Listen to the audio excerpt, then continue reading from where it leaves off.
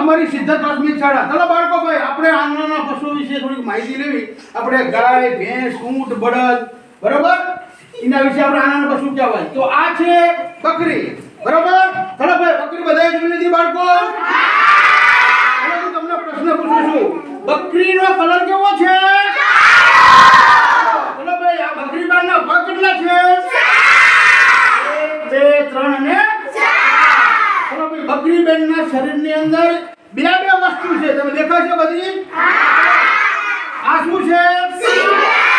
શિંગડા, બે શિંગડા. તો આ શું છે? બકરી બેનના બે કાન છે. અને આ શું છે?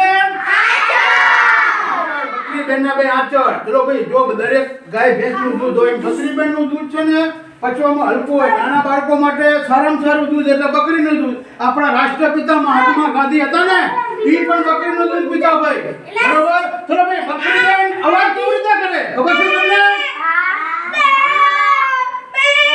જો ભાઈ બરોબર. ચલો ભાઈ આ છે બકરીનું બચ્ચું. શું કહેવાય?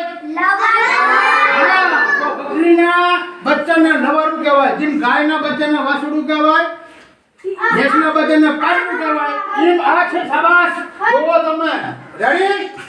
તો આ છે આપણો નિબંધ કે વાક્ય બકરી બેન, જેને આપણે વાર્તામાં શું કહેવાય છે?